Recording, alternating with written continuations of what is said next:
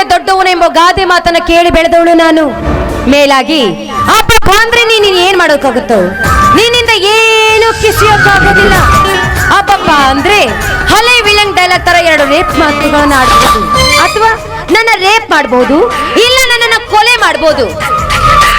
ಲೇ ಬೋಳಿ ಮಗನೇ, ಇಷ್ಟು ಮಾಡೋದಕ್ಕೆ ಇಷ್ಟಕ್ಕೂ ಬಿಲ್ಡಪ್ ಬೇಕು ನಿನಗೆ? ನಾನು ಆಗಿನ ಕಾಲದ ಸೀತೆ ಅಲ್ಲ, ಈಗಿನ ಕಾಲದ ಸುನಾಮಿ.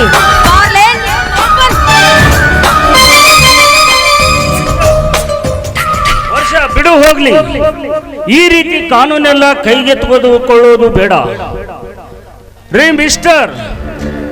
ನೀವು ಈ ರೋಡಿನಲ್ಲಿ ತರಬಿರೋದು ಮಾಮೂಲಿ ಹೆಣ್ಣನ್ನಲ್ಲ, ಈ ಕಲಿಯುಗದ ಹೆಪ್ಪುಲಿನ.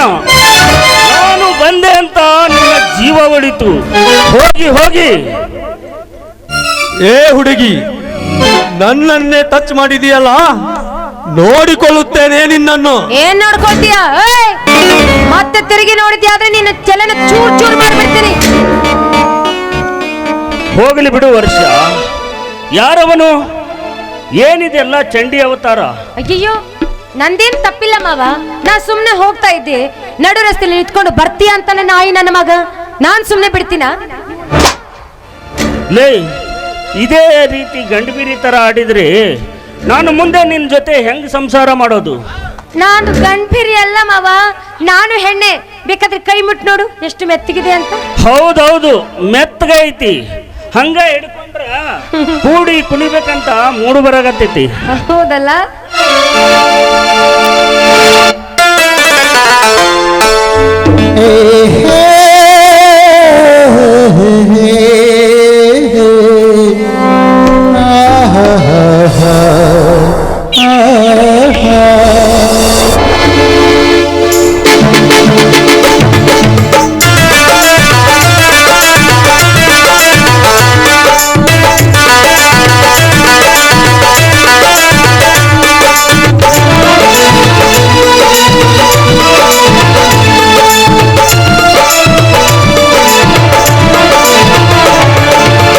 ನನ್ನ ಬಾಳ ಸಂಗಾತಿ ನೀನೆ ನನ್ನ ಸಂಪ್ರೀತಿ, ನನ್ನ ಬಾಳ ಸಂಗಾತಿ ನೀನೆ ನನ್ನ ಸಂಪ್ರೀತಿ.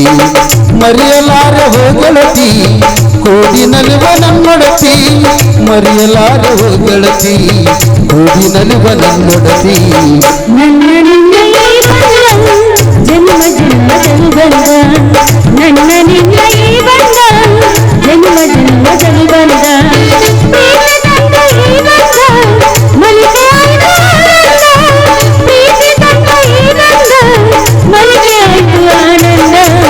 ನನ್ನ ಬಾಳ ಸಂಗಾತಿ ನೀನೆ ನನ್ನ ಸಂಪ್ರೀತಿ, ನನ್ನ ಬಾಳ ಸಂಗಾತಿ ನೀನೆ ನನ್ನ ಸಂಪ್ರೀತಿ.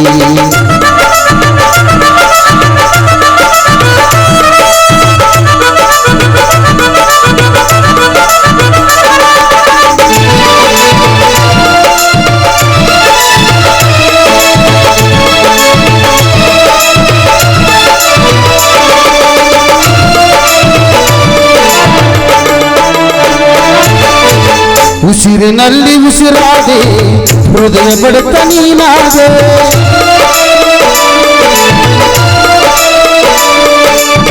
ಉಸಿರಿನಲ್ಲಿ ಉಸಿರಾದೆ ಹೃದಯ ಬಡಿತ ನೀನಾದೆ. ನಿನ್ನ ಕಂಡು ಮರಳಾದೆ ಎಂದು ನಿನ್ನ ವಶವಾದೆ, ಬಾಳ ಜ್ಯೋತಿ ನೀನಾದೆ ನನ್ನ ಜೀವ ನೀನಾದೆ, ಬಾಳ ಜ್ಯೋತಿ ನೀನಾದೆ ನನ್ನ ಜೀವ ನೀನಾದೆ. ನನ್ನ ನಿನ್ನ ಈ ಬಂದ ಜನ್ಮ ಜನ್ಮದನು ಬಂದ, ನನ್ನ ನಿನ್ನ ಈ ಬಂದ ಜನ್ಮ ಜನ್ಮದನು ಬಂದ.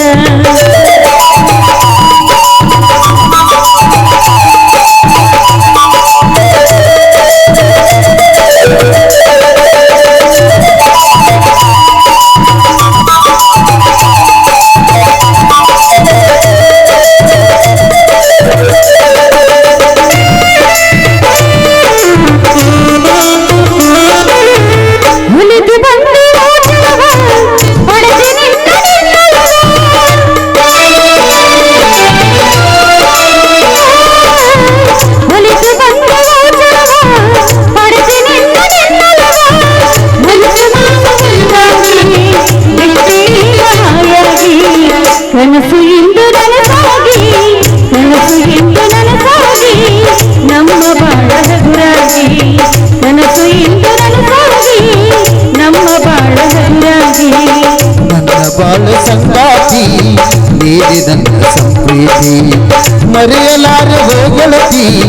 ಕೂಡಿನಲಿವ ನನ್ನೊಡತಿ ಮರೆಯಲಾರೆ ಹೋಗೆಳತಿ ಕೂಡಿನಲಿವ ನನ್ನೊಡತಿ ಲಾ ಲಾ ಲಾ ಲಾ ಲಾ ಲಾ ಲಾ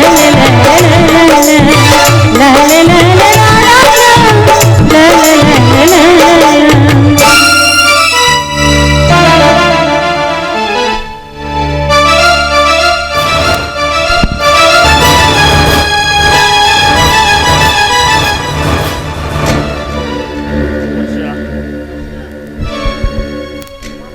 ಮಾಮ, ಯಾಕೆ ಇಷ್ಟೊಂದು ಗಾಬರಿ ಆಗಿದ್ದೀರಿ? ಏನಾಯ್ತು ಮಾವ? ವರ್ಷ ಮೊನ್ನೆ ಇನ್ವೆಸ್ಟಿಗೇಷನ್ನಲ್ಲಿ ಬೀರ್ ಬಾಟ್ಲಿ ಇದೇ ಥರ ಇದ್ವಲ್ವಾ? ಹೌದು ಮಾವ, ನನಗೆ ಯಾವುದೋ ಹಳೆದು ಕೂಡ ನೆನಪಾಗ್ತಾ ಇಲ್ಲ. ಮೊದಲು ಪೊಲೀಸ್ನ ಹತ್ರ ಹೋಗೋಣ, ಅಲ್ಲಿ ಏನಂತ ಗೊತ್ತಾಗುತ್ತಲ್ಲ. ನಡೆ, ಸ್ಟೇಷನ್ಗೆ ಹೋಗಿ ಮೊದಲು ವಿಷಯ ತಿಳಿಸೋಣ. ಸರಿ, ಬನ್ನಿ ಹೋಗೋಣ.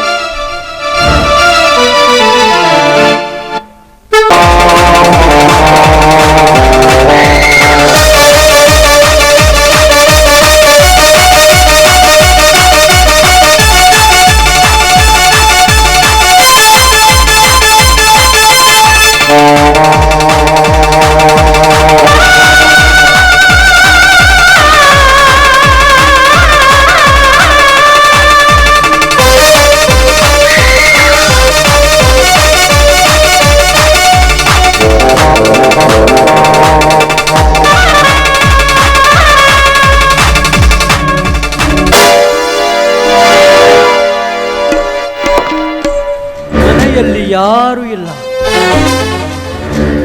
ಬಹುಶಃ ಸುರೇಂದ್ರ ಹೇಳಿರುವ ಅಡ್ರೆಸ್ ಮನೆ ಇದೇ ಇರಬಹುದೇ. ನೋಡೋಣ.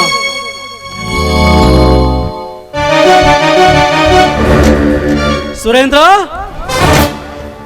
ಮಿಸ್ಟರ್ ಸುರೇಂದ್ರ,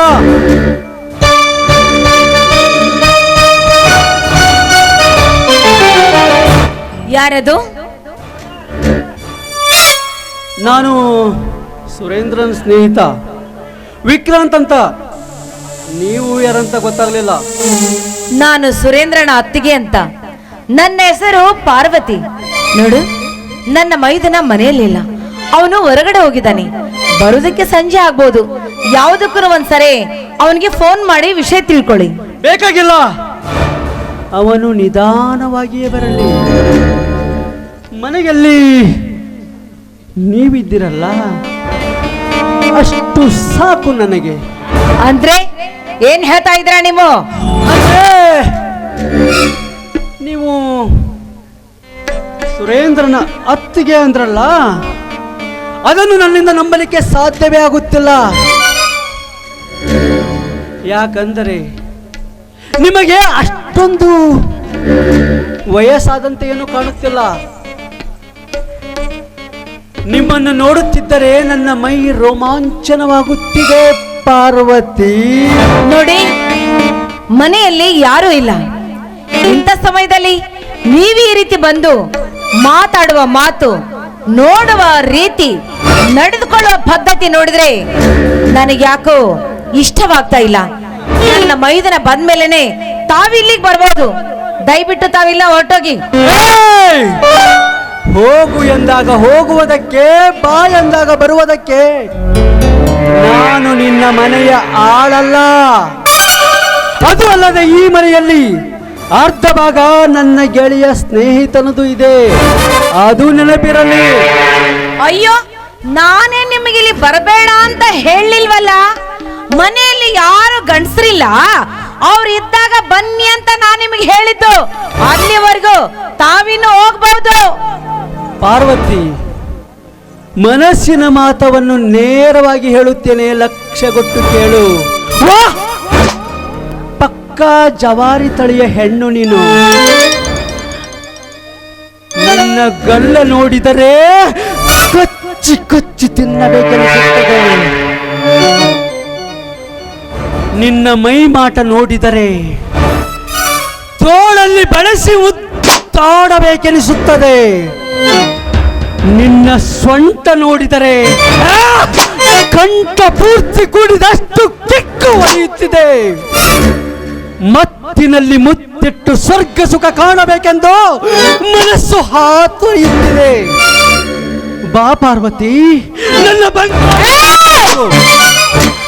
ನನ್ನ ಕೈ ಮುಟ್ಟದಿರೋ ನಾಯಿ, ನಾನು ಮತ್ತೊಬ್ಬರ ಮಡದಿ ಅನ್ನೋದನ್ನ ಮರ್ತು ಬಿಟ್ಟಿದೀಯಾ? ನಿನ್ನ ಸ್ನೇಹಿತನ ಅತ್ತಿಗೆ ಅಂದರೆ ಹೆತ್ತ ತಾಯಿಯ ಸಮಾನವಾದವಳು, ಅಂತವಳ ಮೇಲೆ ಕಾಮದ ಕಣ್ಣು ಹಾಕಲು ನಿನಗೆ ನಾಚಿಕೆ ಆಗೋದಿಲ್ಲವೇನು? ನೋಡು, ಯಾಕೆ ನನ್ನನ್ನು ಕೇಳ್ತಾ ಇದೆಯಲ್ಲ? ನನ್ನ ಸರಿ ಸಮಾನವಾದ ನಿಮ್ಮ ಮನೆಯಲ್ಲಿ ನನ್ನ ತಾಯಿನೂ ಇರಬಹುದಲ್ಲ? ಈ ಮಾತನ್ನು ಹೋಗಿ ನಿನ್ನ ತಾಯಿನ ಕೇಳು. ಪಾರ್ವತಿ, ಜಗತ್ತಿನಲ್ಲಿ ಎಲ್ಲರಿಗೂ ಅಕ್ಕ ತಂಗಿ ಎನ್ನುತ್ತಾ ಹೋದರೆ ಈ ಜಗತ್ತಿನಲ್ಲಿ ಮಕ್ಕಳೇ ಆಗುತ್ತಿರಲಿಲ್ಲ. ನೋಡು ಪಾರ್ವತಿ, ನೋಡು, ನೀನು ಯಾರ ಮಡದಿಯಾದರೂ ಆಗಿರು, ನನಗೇನು ಅಭ್ಯಂತರವಿಲ್ಲ. ಒಂದೇ ಒಂದು ಸಲ ನನ್ನ ಆಸೆಯನ್ನು ಈಡೇರಿಸು ಬಾಬಾ.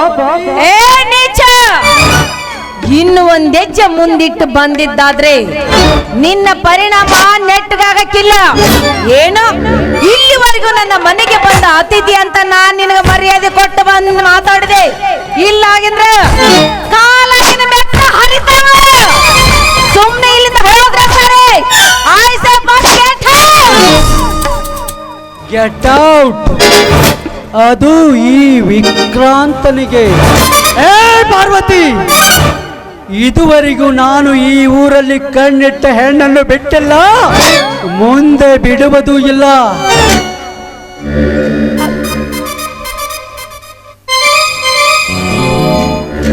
ರೀ ಪಾರ್ವತಿ ದೇವಿಯವರೇ, ಯಾರಿಗೆ ಹೇಳುತ್ತಿದ್ದೀರಾ ಮನೆಗೆ ಬಂದವರಿಗೆ ಹೋಗುವಂತ?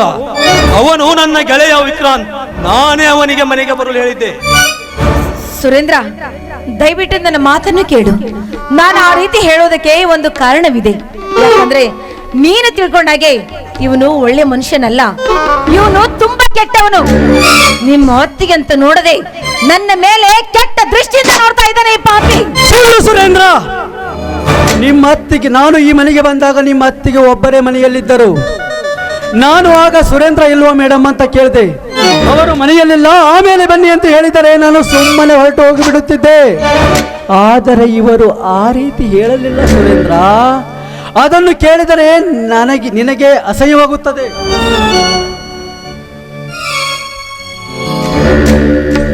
ಅಯ್ಯೋ ಪಾಪಿ, ಮಾಡೋ ತಪ್ಪೆಲ್ಲ ಮಾಡಿ ಕೊನೆಗೆ ನನಗೆ ಈ ರೀತಿ ಸುಳ್ಳು ನಿನಗೆ ಮನೆಯಲ್ಲಿ ಯಾರು ಅಕ್ಕ ತಂಗಿಯರು ಇಲ್ವೇನೋ ನಾಯಿ? ಸುರೇಂದ್ರ, ನೀನಿದ್ದಾಗಲೇ ನಿನ್ನ ಅತ್ತಿಗೆ ನನ್ನ ಕೊರಳ ಪಟ್ಟಿಯನ್ನು ಹಿಡಿತಿದ್ದಾಳೆ. ನೋಡು ಇವಳ ಅಹಂಕಾರ ಎಷ್ಟಿದೆ ಅಂತ ನೀನೇ ತಿಳಿದುಕೋ. ಪಾರ್ವತಿ ದೇವಿ ಅವರೇ, ನನ್ನ ಫ್ರೆಂಡ್ ಹೇಳುವ ಪ್ರಕಾರ ನೀವೇ ಅವನನ್ನು ಬಲಾತ್ಕಾರ ಮಾಡುವಂತ ಕಾಣಿಸ್ತಾ ಇದೆ. ಇಲ್ಲ ಸುರಿ, ದಯವಿಟ್ಟು ಹಾಗೆಲ್ಲ ಮಾತಾಡ್ಬೇಡ. ಯಾಕಂದ್ರೆ ನಿಮ್ಮ ಅತ್ತಿಗೆ ಅಷ್ಟೊಂದು ಕೆಟ್ಟ ಹೆಣ್ಣಲ್ಲ. ಇವನು ಸುಳ್ಳು ಹೇಳ್ತಾ ಇದ್ದಾರೆ. ನನ್ನ ಮಾತನ್ನು ನಂಬು ಸುರಿ, ನಂಬು.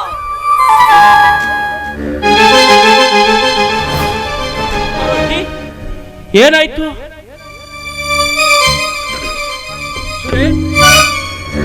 ನೀನಾದ್ರೂ ಹೇಳು. ಮಿಸ್ಟರ್ ಶಿವರಾಮ್, ಏನಂತ ಹೇಳಲಿ ನಿನ್ನ ಹೆಂಡತಿಯ ಕಾಮ ಪುರಾಣವನ್ನ? ಸ್ನೇಹಿತ ಅನ್ನೋದನ್ನು ಲೆಕ್ಕ ಹಾಕದೆ ನನ್ನ ಗೆಳೆಯ ವಿಕ್ರಾಂತ್ ಮನೆಗೆ ಬಂದರೆ ಅವನನ್ನು ಬಲಾತ್ಕಾರ ಮಾಡಲು ಹೋಗುತ್ತಿದ್ದಾಳೆ.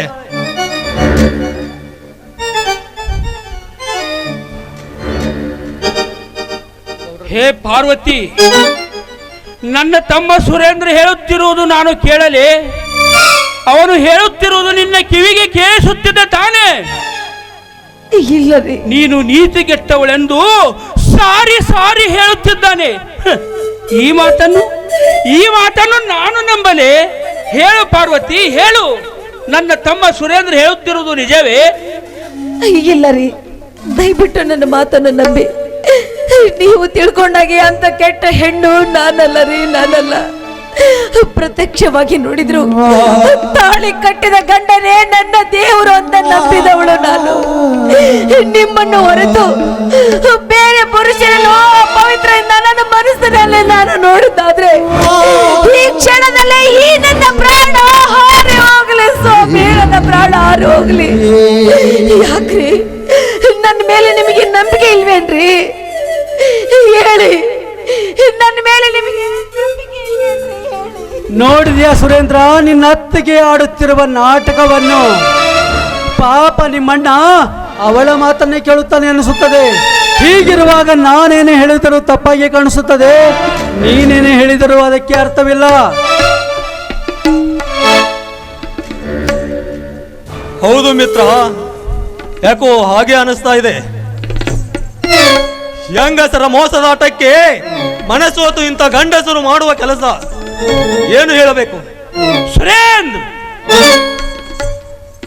ಸಾಕಪ್ಪ ಸಾಕು. ಈ ನಿನ್ನ ಬಾಯಿಂದ ಬರತಕ್ಕಂತ ಒಂದೊಂದು ಅಕ್ಷರ ಕೇಳುತ್ತಿದ್ದರೆ ನನಗೆ ದಿಗ್ಭ್ರಮೆ ಆಗುತ್ತದೆ. ನೋಡು ಸುರೇಂದ್ರ, ಈ ನಿನ್ನ ಅತ್ತಿಗೆಯನ್ನು ನೀನು ಚಿಕ್ಕವನಿದ್ದಾಗಿನಿಂದಲೂ ನೋಡಿಕೊಂಡು ಬಂದಿರುವೆ. ಅವಳ ವ್ಯಕ್ತಿತ್ವ, ಅವಳ ಸ್ವಭಾವ, ಅವಳ ನಡತೆ ಏನೆಂಬುದು ನಿನಗೆ ಚೆನ್ನಾಗಿ ಗೊತ್ತಿದೆ.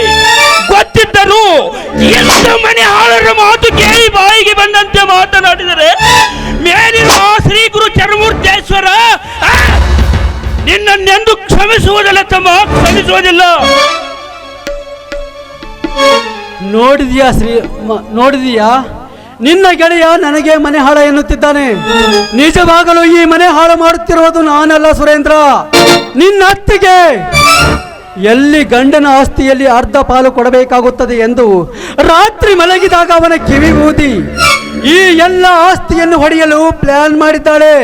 ಬೇಕಾದರೆ ಕೇಳೋಳನ್ನು.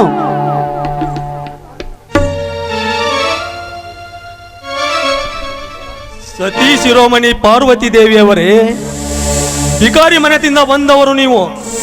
ಈ ಆಸ್ತಿಯನ್ನೆಲ್ಲ ನಿಮ್ಮ ಗಂಡನ ಹೆಸರಿಗೆ ಮಾಡಿಕೋಬೇಕೆಂದು ಏನು ಪ್ಲಾನ್ ಹಾಕಿದ್ದೀರಾ?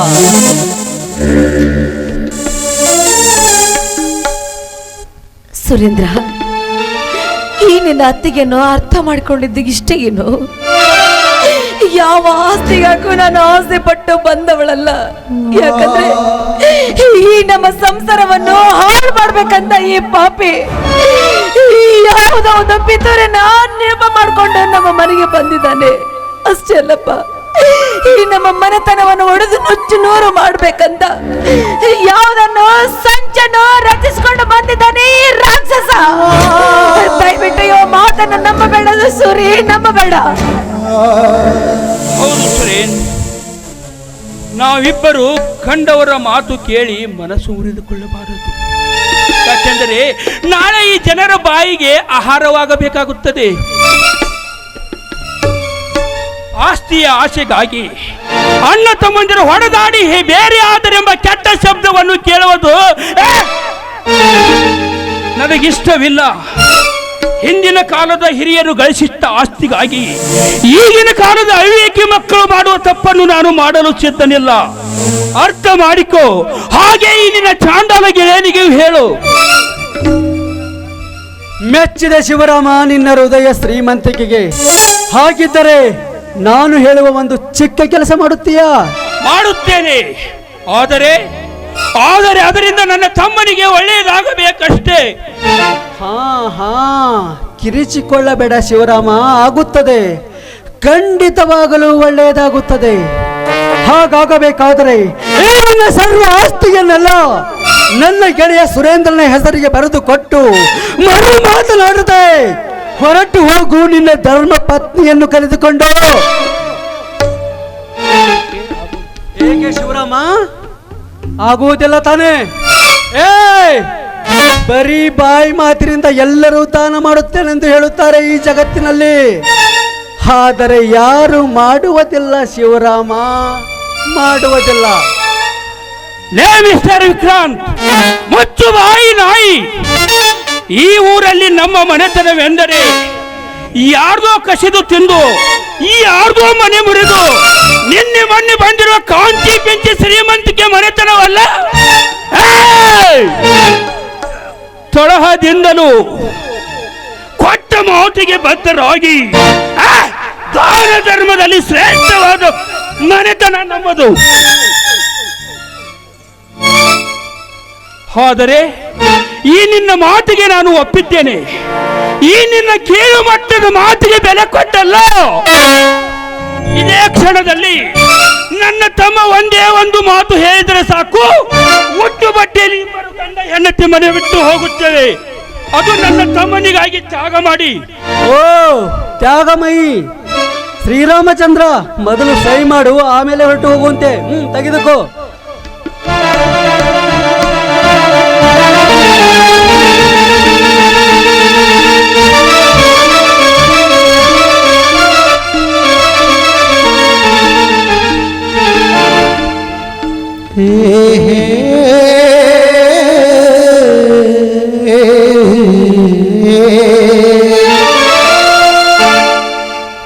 ಮಾಡಿ.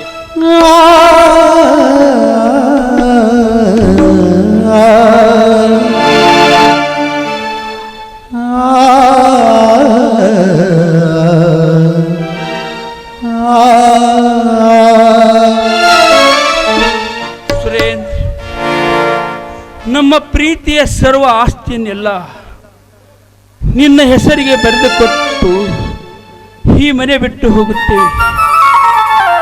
ಈ ಪ್ರಪಂಚ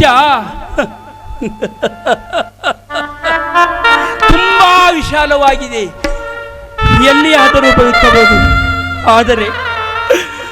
ಆದರೆ ಈಗ ನೀನು ಮಾಡಬಾರದ ಒಂದು ಪಾಪವನ್ನು ಮಾಡಿ ಕರ್ಮ ಕಟ್ಟಿಕೊಂಡು ಬಿಟ್ರಿವಿ ಅಪ್ಪ.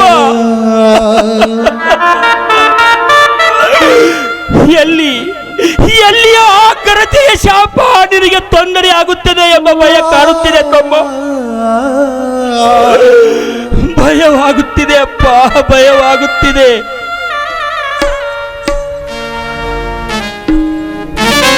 ಗರತಿಯ ಶಾಪ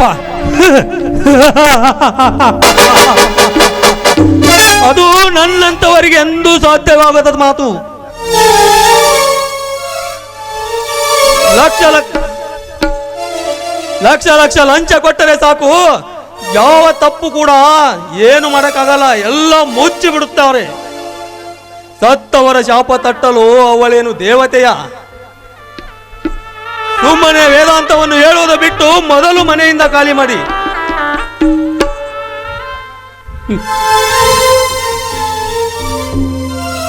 ಏನಂದ್ರೆ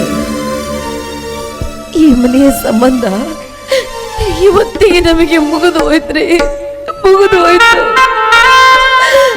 ಮಗ ಅಂತ ತಿಳ್ಕೊಂಡಿರುವ ಈ ನನ್ನ ಮೈದನನ್ನೇ ಮನೆ ಬಿಟ್ಟು ಹೊರಗೆ ಹೋಗು ಅಂತ ಹೇಳಿದ ಮೇಲೆ ಇನ್ನು ಯಾರಿಗೋಸ್ಕರ ಈ ಮನೆಯಲ್ಲಿರ್ಬೇಕು? ನನ್ನ ಮನಸ್ಸಲ್ಲಿರುವ ಮಾತನ್ನೇ ನೀವು ಹೇಳಿದ್ದೀರಾ ನೋಡಿ. ನನಗೆ ಈ ಹಣ, ಆಸ್ತಿ, ಆಭರಣ ಯಾವುದು ಬೇಡ ರೀ, ನನಗೆ ಯಾವುದು ಬೇಡ. ನಿಮ್ಮ ಪಾದ ಸೇವೆ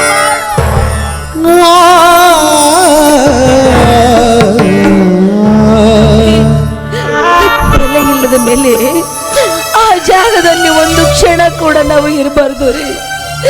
ನಡೀರಿ, ಇಲ್ಲಿವರೆಗೂ ಮಾತ್ರ ಈ ಮನೆಯ ಋಣ ನಮಗಿತ್ತು, ಇವತ್ತಿನಿಂದ ಈ ಮನೆಯ ಋಣ ನಮಗೆ ತೀರಿ ಹೋಯ್ತು ಸ್ವಾಮಿ, ತೀರಿ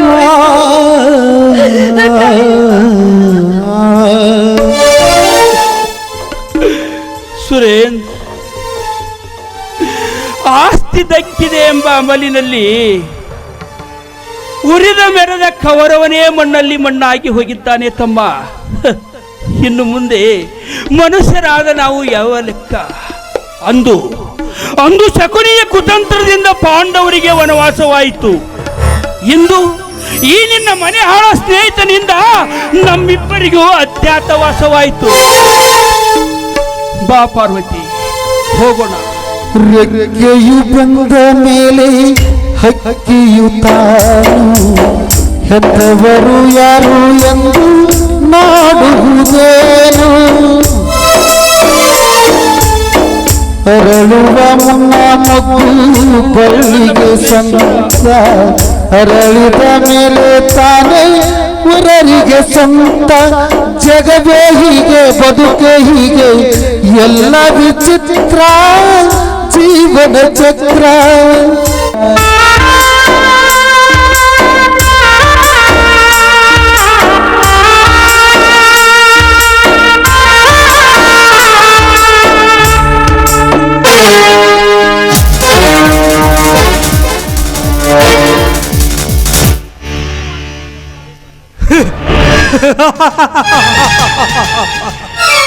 ಇಷ್ಟು ಸರಳವಾಗಿ ಈ ಆಸ್ತಿ ಎಲ್ಲ ನನಗೆ ದಕ್ಕುತ್ತದೆ ಎಂದು ನನಗೆ ಗೊತ್ತಿರಲಿಲ್ಲ.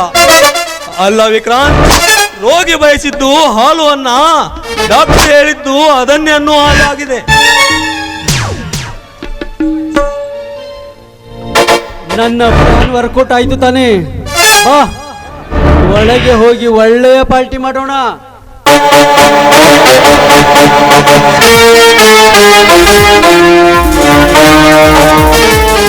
ಮಂಜುದ ಬಡೆಯ ಗಣೇಶನೇ